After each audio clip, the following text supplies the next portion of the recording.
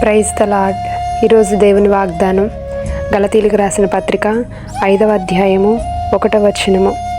ఈ స్వాతంత్ర్యము అనుగ్రహించి క్రీస్తు మనలను స్వతంత్రులుగా చేసి ఉన్నాడు. ఈరోజు పరిశుద్ధాత్మ దేవుడు మనతో మాట్లాడుతున్న మాటలేమనగా, మరి ఈరోజు అందరూ కూడా మన దేశానికి స్వాతంత్ర్యం వచ్చింది అని మరి ఎంతో ఘనముగా మరి యొక్క ఇండిపెండెన్స్ డే జరుపుకుంటున్నారు.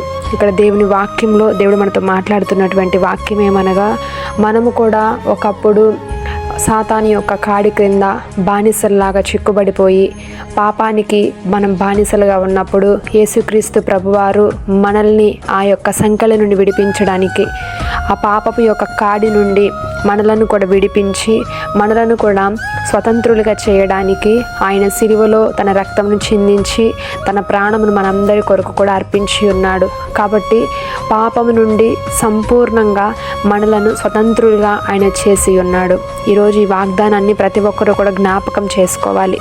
ఎందుకనంటే మనము పాపము కింద ఇప్పటికీ కూడా అనేక మంది పాపమును జయించలేక, పాపమును ఓడించలేక అదే పాపానికి, అదే పాపపు సంకెళ్ళతోనే బంధింపబడి ఇంకా అదే స్థితిలో ఉన్నారు. కానీ ఇక్కడ దేవుడు అంటున్నాడు, మీరు ఇంకనూ అదే పాపపు కాడి క్రింద చిక్కుబడి ఉండడానికి వీల్లేదు. ఎందుకనంటే ఆయన మనలను ముందుగానే ఆ సంకెళ్ళ నుండి విడిపించి మనలను స్వతంత్రులుగా చేసి ఉన్నాడు. కాబట్టి ఈరోజు యేసుక్రీస్తు ప్రభువారి యొక్క రక్తము ద్వారా మనకి ఆయన పాపము నుండి, సాతాను యొక్క సంకెళ్ళ నుండి స్వాతంత్ర్యమును అనుగ్రహించాడు. ఆ స్వాతంత్ర్యమును మనం పొందుకున్నామా, ఇంకా అదే సంకెళ్ళ మధ్య మనము నలిగిపోతున్నామా జ్ఞాపకం చేసుకొని, ఇంకా ఎవరైతే జయించలేక, ఓడించలేక అపవాది యొక్క కాడి క్రింద చిక్కుబడి ఉన్నారో వారు ఒక్కసారి ఆయన రక్తము ద్వారా మనము జయించే సామర్థ్యం మనకు ఉన్నది అని విశ్వాసముతో నమ్మి ఆ రక్తము తీసుకున్నట్లయితే